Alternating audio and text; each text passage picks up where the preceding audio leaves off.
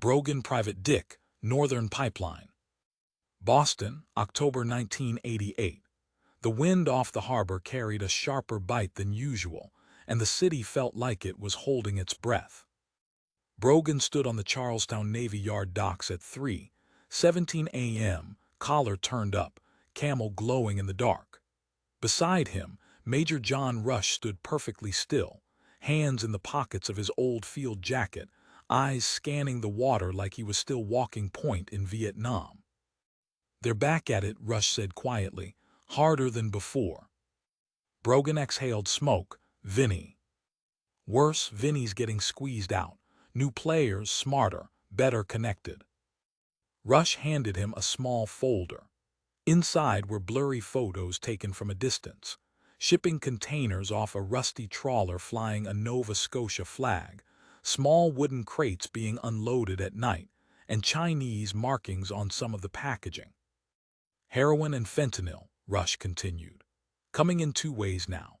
Small boats from Nova Scotia, they offload outside the 12-mile limit and run it in on fishing vessels. The other route is over the Canadian border through Vermont and New Hampshire, then down I-93. The Chinese triads are supplying the pure product. Someone in Boston is handling distribution and cutting it." Brogan flipped through the photos. "And the mob?" "Fragmented. Vinny's crew is scrambling. Slick Eddie Malone and the Velvet Vipers are trying to muscle in. But the real operator is someone new. They're calling him the broker. He doesn't show his face. He just moves product and money." Brogan closed the folder. "So we put it down, same as always." Rush gave the smallest nod. "Same as always." They started at the edges. Brogan took the docks and Southie. Rush worked the northern routes and his old military contacts. Dave rode shotgun in Brogan's coat pocket. Marmalade, for once, stayed useful. His nightly dumpster runs near the waterfront gave him an excuse to prowl the alleys and listen. The first break came when Brogan leaned on a nervous longshoreman named Sal behind the Velvet Lounge. "They're bringing it in on fishing boats from Halifax," Sal whispered. "Small loads, high purity. Then it gets cut here and moved through the construction sites and the clubs. The Vipers are providing protection now. Vinny's losing ground fast." Brogan pressed him. "Who's the broker?" Sal shook his head. "Nobody knows. He doesn't meet anyone. Uses middlemen, pays in cash and silence." 2 nights later, Rush called from a payphone up near the Canadian border. "I found one of the routes. They're using logging trucks and produce haulers crossing from Quebec and New Brunswick. The stuff from China comes into Vancouver or Halifax, then moves east. It's sophisticated, Jimmy, military-grade logistics." Brogan met him at Cheater's Tavern the next night. Tommy poured them drinks while Sue danced on stage. The back booth felt like old times. "We hit them at 3 points," Brogan said. "The Nova Scotia boats, the border runs, and the distribution hub here in Boston. But we need proof, enough to bring in the state police and the feds without them burying it." Rush nodded.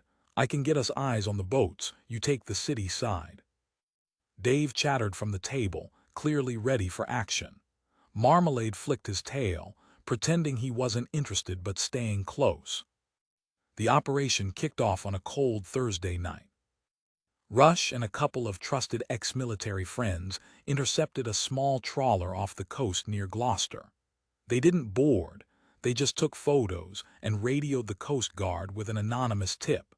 2 containers of pure heroin from China were seized before they could be offloaded. Brogan, Dave, and Marmalade hit the distribution warehouse in South Boston. Dave slipped through the vents and mapped the layout. Marmalade caused a distraction by knocking over a stack of crates and conveniently scratching 2 Viper guards. Brogan moved in, camera clicking, documenting the cutting operation and the cash exchanges. The final piece fell when they followed a produce truck from the Canadian border down I-93. Rush was waiting at the off-ramp. One quiet intervention later, the truck was pulled over by state police with enough product to make headlines. By sunrise, The new smuggling network was bleeding badly. 3 major shipments disrupted. The broker's operation took a serious hit. Vinny Capello and Slick Eddie Malone were both scrambling, suddenly united in their hatred of Brogan and Rush. Later that morning, Brogan and Rush sat in the Dirty Spoon, drinking terrible coffee. Dave was on the table eating sunflower seeds. Marmalade was under the booth, licking his paws. Rush allowed himself one of his rare small smiles. "We didn't kill it," he said, "but we slowed it down. The Chinese supply line is disrupted. The Nova Scotia boats will think twice. The border route just got a lot hotter." Brogan lit a Camel. "For now, but they'll try again, they always do." He looked at his old friend from the jungle, the man who had once pulled his squad out of an ambush that should have ended them all. "Thanks for having my back again, Major." Rush nodded once. "Always." Dave chattered proudly. Marmalade flicked his tail in quiet agreement. Outside, the city kept moving, drugs still flowing, money still changing hands, new villains always rising. But for one more night, Brogan and Major Rush, 2 old soldiers who had learned long ago how to fight from the shadows, had put down another piece of the rot. The detective who doesn't stop, and the quiet man who still walked point. Some partnerships are forged in war. Others are forged when the war never really ends.